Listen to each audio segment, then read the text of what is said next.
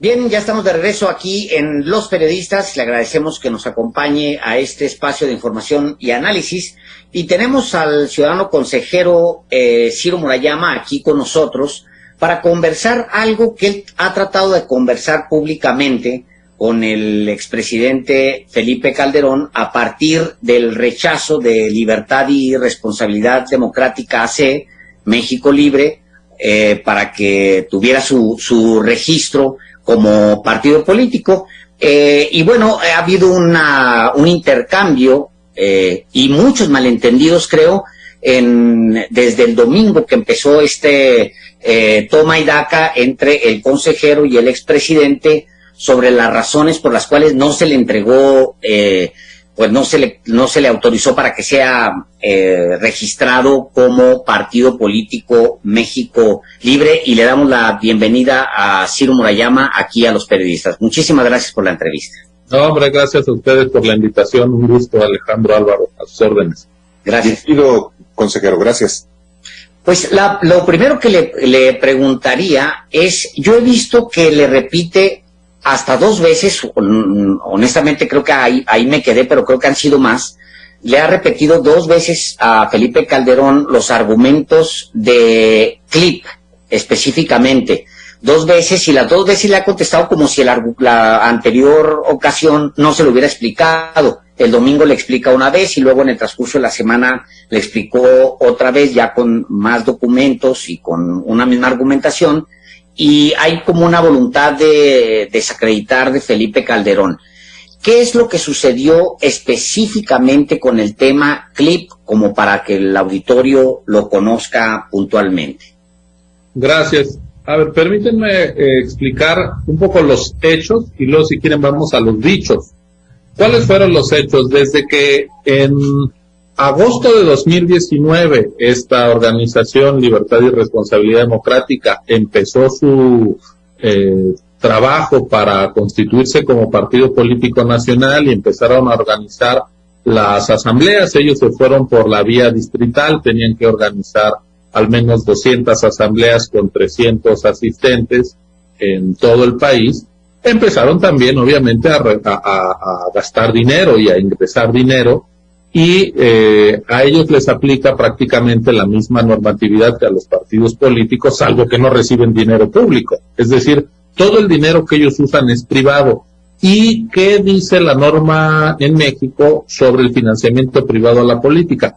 Que se vale, sí es legítimo, pero que tiene que ser transparente, que no puede ser anónimo, que no puede venir de iglesias, que no puede venir de empresas, de ninguna persona moral, de organizaciones, de sindicatos, que no puede venir del extranjero, sino solo de ciudadanos bien identificados. Entonces, los partidos en formación tienen la obligación de decirte, cada peso me lo dio fulano de tal, y acreditarlo. Y nosotros ya veremos si esa persona tiene capacidad económica o no para hacer esos donativos, porque en el pasado también hemos encontrado que de repente hay gente que no tiene dinero, pero que empieza a donar a ciertas cosas políticas. Por ejemplo, eso lo detectamos cuando el Bronco andaba juntando también sus firmas para ser candidato independiente a la presidencia allá en 2017, 18, y se le sancionó por eso.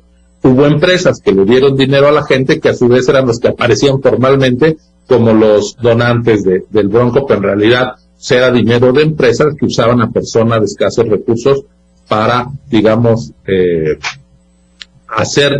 tratar de hacer legales esos donativos. Bueno, con ese criterio, en agosto de 2019 se detectó que Libertad y Responsabilidad Democrática estaba usando esta aplicación CLIP para recibir dinero. La aplicación CLIP es totalmente legal en la vida comercial y de las transacciones. Uno va a una tiendita y paga, en fin.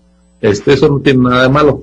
El asunto es que se juntan los cobros durante un día y te ingresan a tu tarjeta los cobros por CLIP, y lo que más te pueden llegar a decir es los últimos 4 dígitos de la tarjeta que te pagó, pero tú no sabes si el que te pagó fue Ciro Murayama, Álvaro Delgado, o sea, Alejandro, no sabes. Y con 4 dígitos de una tarjeta ni siquiera sabes qué banco es. Entonces, ¿cómo voy a la Comisión Nacional Bancaria y de Valores y le digo, a ver, banco, dime quién está detrás? Ni siquiera es posible. Entonces, desde el principio se les empezó a decir, oigan, esto no sirve para acreditar quién es la persona. Y eso se les empezó a informar desde agosto de 2019. ¿Qué pasó? No lo lograron acreditar y ya en agosto del 20, el Consejo General, antes de dar los registros, sesionó en el INE para dictaminar las finanzas de estas organizaciones y a Libertad y Responsabilidad Democrática se les sancionó por haber recibido más de $1 millón por esa vía que siempre se les insistió no nos permitía identificar plenamente a los donantes. Lo que alega Calderón es, por una parte, que sí es posible que en uso de los instrumentos legales con los que cuenta el INE, puede solicitarle a la Comisión Nacional Bancaria y de Valores la información de esas aportaciones con la aplicación CLIP, porque además anexan la copia de la credencial de lector de los aportantes, y que también es otro argumento de Calderón de manera específica y de quienes forman parte de ese proyecto de partido. Se cambiaron las reglas de un momento a otro. Es verdad que no alude Calderón a la multa por 2.7 millones de pesos que el Consejo General del INE le impuso justamente por esas aportaciones irregulares, pero en eso se ha atrincherado Calderón precisamente para decir que el INE cayó en contra, porque además, como dice su esposa Margarita Zavala, López Obrador presionó a los consejeros, pues incluyéndolo usted, consejero Murayama. Bueno, la verdad es que esa observación de que nosotros podemos al final dar con el aportante, ya decía yo por qué a partir de CLIP no encuentras un nombre de un ciudadano y la tarjeta puede pertenecer a una empresa, a un corporativo, en fin. Pero quien tiene que aportar desde el principio la prueba son ellos, porque la exigencia es, tú recibes dinero de ciudadanos perfectamente identificados, y lo que nos dan son estados de cuenta que no permiten cruzar la aportación con la persona en concreta, y si aparte me dan copias de credencial del lector, pues eso no hace, ese cruce no es posible. Ellos tenían la carga de la prueba, porque ellos tienen que mostrar la licitud de sus recursos. Si yo estuviera investigando una falta de otra naturaleza y voy a acusar, pues sí, yo como acusador tengo la carga de la prueba, pero en este caso ellos tenían que demostrar que todo el dinero era lícito, y lo hicieron muchos otros partidos, lo han hecho en el pasado, u organizaciones, con que ese dinero que recibieron lo hubieran hecho a través de transferencias bancarias de una cuenta a otra, asunto arreglado y no habían tenido ningún problema. Pero desde agosto, cuando lo hicieron en agosto, se les avisó en la primera revisión de 2019, lo siguieron haciendo en septiembre, lo siguieron haciendo en octubre, y nos dice, es que ustedes todavía en junio de este año nos lo estaban validando. No, en junio de este año le seguíamos diciendo, no vale. Por eso yo le decía al expresidente, lo que usted está subiendo a Twitter más bien es una evidencia de que el INE tiene razón, porque justamente ese intercambio es porque la observación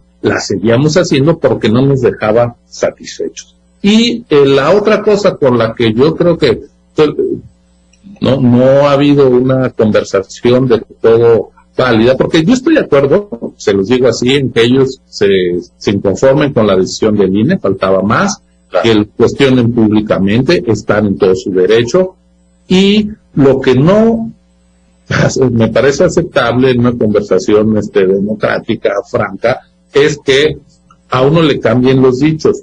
Yo no dije que desde agosto de 2019 el INE haya tomado el acuerdo de que esto era ilegal.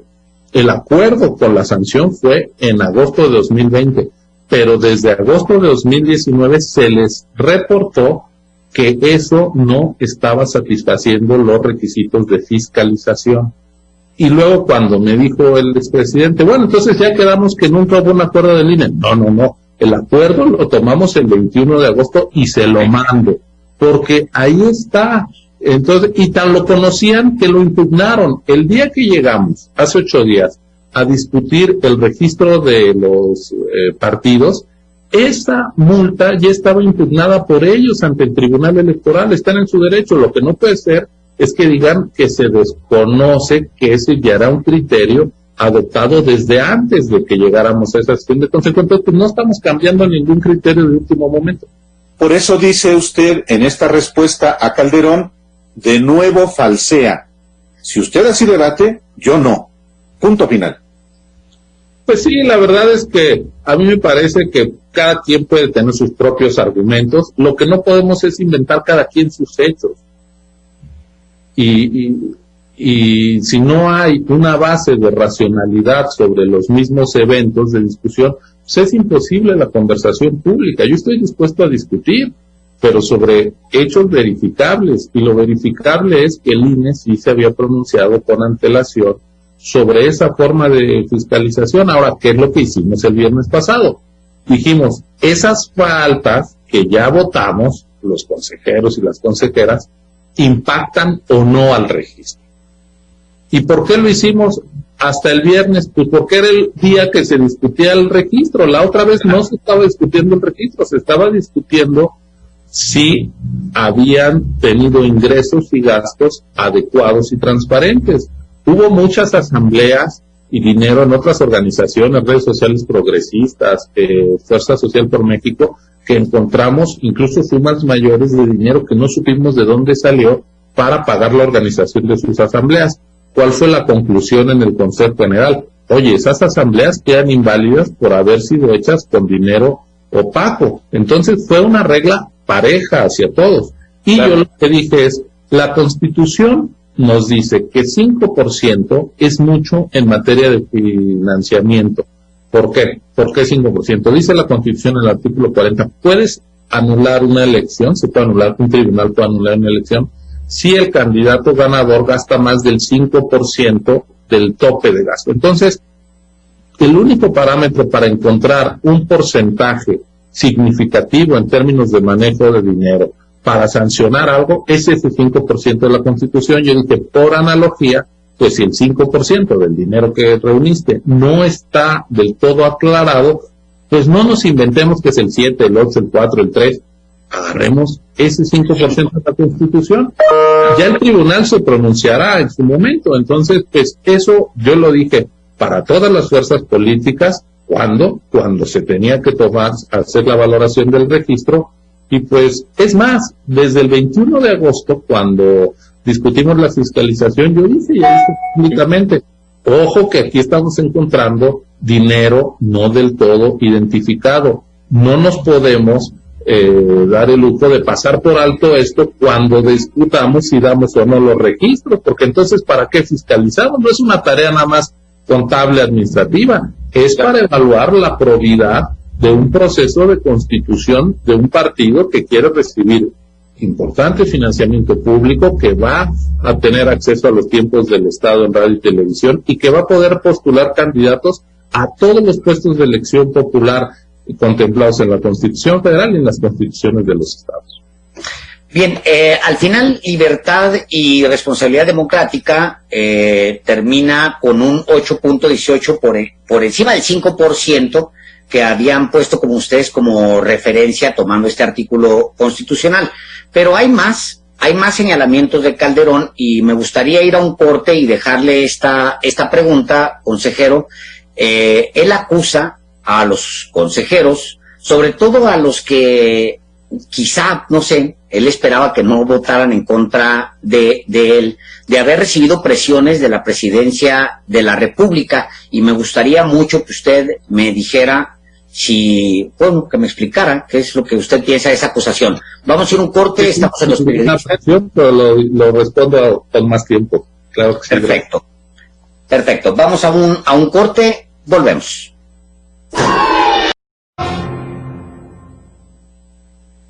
Ya estamos de regreso aquí en Los Periodistas y estamos con el consejero Ciro Murayama, y antes de irnos le pregunté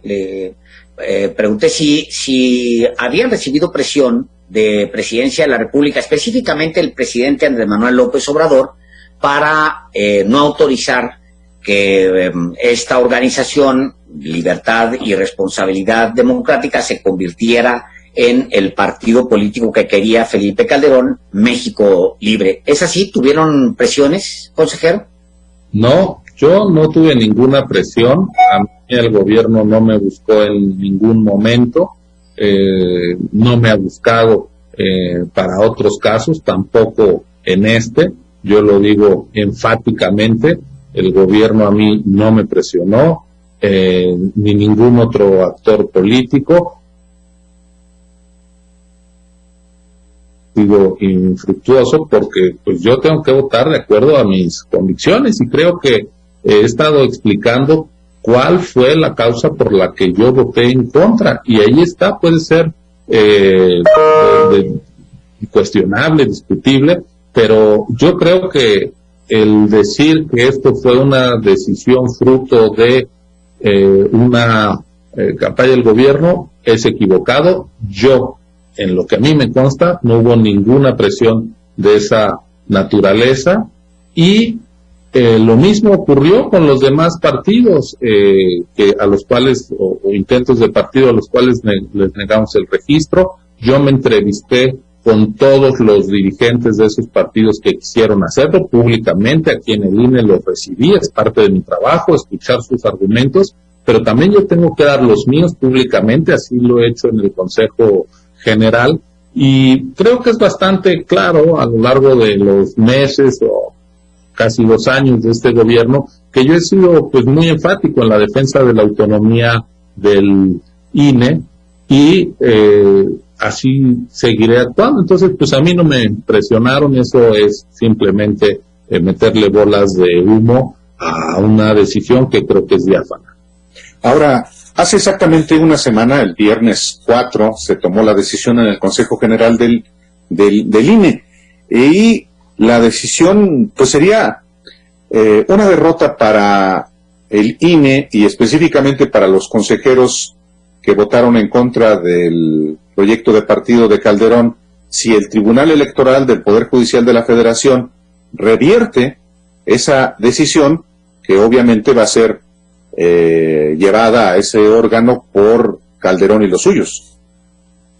Sí, todo el mundo va a ir al tribunal, vamos, los que están inconformes, vamos a ver qué valora. Incluso pues el único partido que obtuvo su registro lo hizo con mi voto en contra y de otros 4 colegas. 5 de los 11 consejeros votamos en contra de Encuentro Solidario, porque la participación de ministros de culto de distintas iglesias y organizaciones religiosas evangélicas pues nos pareció y nos sigue pareciendo que transgrede el principio del Estado laico. No sé si alguna otra persona vaya a quejarse por esa resolución, pero bueno, pues el tribunal cuando falla es inatacable, entonces pues estaremos atentos. Ahora, nosotros no tenemos ni victorias ni derrotas, aquí no es que sea un triunfo del INE no darle el registro a un partido, simplemente el INE valoró que no había los elementos de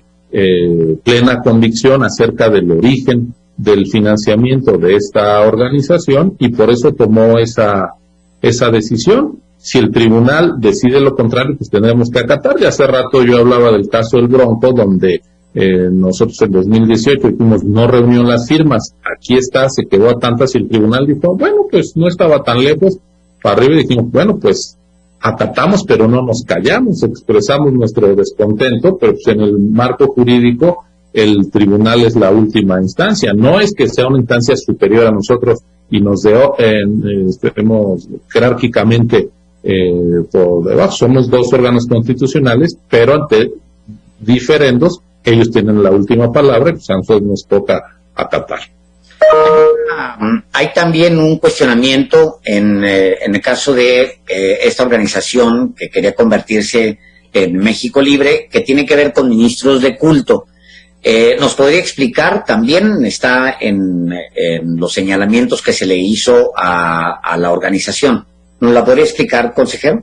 Sí, es que hubo distintas vistas, porque ahora que la afiliación de los militantes de estos partidos se hizo a través de una app para evitar esto de que consigan copias de credenciales de elector, y ahora es mucho más preciso porque le tienes que tomar la foto al anverso, reverso de la credencial, la gente tiene que firmar en un teléfono y le tienes que tomar una foto viva, o sea, ver que el ciudadano efectivamente está ahí consintiendo esto. Entonces, esta app también te da geolocalización y de repente se encontraron muchas afiliaciones cerca de oficinas de gobierno y de templos, de iglesias, pero pues eso también era coincidente con los parques y las plazas públicas de los pueblos y municipios del país, es decir, pues ahí en la plaza suele estar el Palacio Municipal, alguna otra oficina y la iglesia. Entonces se presentaron quejas así, pero la verdad es que no se le negó porque haya habido participación de ministros de culto. En el caso de México Libre se hizo esa indagatoria y se vio pues que prácticamente todos los partidos hicieron afiliaciones cerca de iglesias. Pues sí, van los domingos a buscar a la gente donde se congrega y donde se reúne, ¿no? Pero eso no tiene nada, digamos, de irregular, aunque de todas formas pues lo investigamos y lo verificamos. De hecho, queda constancia en el dictamen de la Comisión de Prerrogativas y Partidos Políticos ese tipo de anomalías, hasta en una presidencia municipal y en un auditorio municipal en Veracruz, se presume inclusive uso de recursos públicos. Eso consta en el expediente. Sí, que estaban ahí cerca, pero y fuimos a entrevistar a los curas y a los de las iglesias, a los de las presidencias municipales, y pues lo que te dicen es, sí, aquí alrededor ocurrió, pero no se le negó en concreto a este partido por el hecho de que hubiera habido recursos públicos o participación de entes religiosos. Hay un caso específico de una asamblea en el Distrito 6 de León, Guanajuato, en el que se acredita que prácticamente el 50% de los asistentes recibió una despensa. Despensas miserables, por cierto. ¿Qué pasó con esa asamblea en el Distrito 6? Se tiró. O sea, no siguió adelante, porque ese fue otro criterio que también seguimos. Ahí donde encontramos que había dádivas, vas para atrás, ¿no? O sea, no se puede lucrar con la pobreza de la gente. Justamente la ventaja de este nuevo proceso, de este proceso de creación de partidos, es que a diferencia de lo que ocurría hace años con el IFE, antes se permitía que fueran los notarios locales los que dieran fe de las asambleas, y como los gobernadores son los que conceden las notarías, luego no tienes a los notarios, digamos, más apegados a la norma que digamos. Entonces, pues te llegaban con el acta notarial de que ahí había ocurrido. Ahora ya eso no se permite, justamente por aquellas experiencias, el legislador lo entendió y ya solo son los vocales, la estructura profesional del INE, y entonces nuestra gente va y verifica que sí lleguen las personas de carne y hueso, que traigan su credencial, y además pues sabemos cuál es el padrón de cada distrito, de cada entidad, y así es como van asistiendo. Pero si se nota que hay entrega de dinero, de despensas, pues eso se levanta en el acta y eso activa investigaciones de nuestra parte, y entonces fuimos a visitar a los asistentes a la asamblea a sus domicilios, a decir, oye, a ti te dieron algo por haber asistido, y eso lo encontramos en 31 asambleas, digamos algún indicio, y en 22, estoy hablando de todas las organizaciones, encontramos esas prácticas. Por ejemplo, en redes sociales progresistas, que había logrado acreditar quórum suficiente en 22 asambleas estatales, donde hay 3,000 personas por lo menos, 9 de esas 22 asambleas se cayeron por entrega de dádivas, porque encontramos que había esas prácticas que pues están en la antípoda de la limpieza de la política. Uno esperaría que quien quiere formar un partido pues justamente sea para desterrar estas prácticas de lucrar con la pobreza. Entonces, ese caso concreto que me preguntas, Álvaro, es una asamblea que no se validó. Consejero, le agradecemos muchísimo que haya estado esta tarde aquí en Los Periodistas. Gracias, y pues nos vemos pronto. A la orden, gracias a ustedes, ha sido un gusto. Igualmente, consejero, hasta luego, muchas gracias. Chao.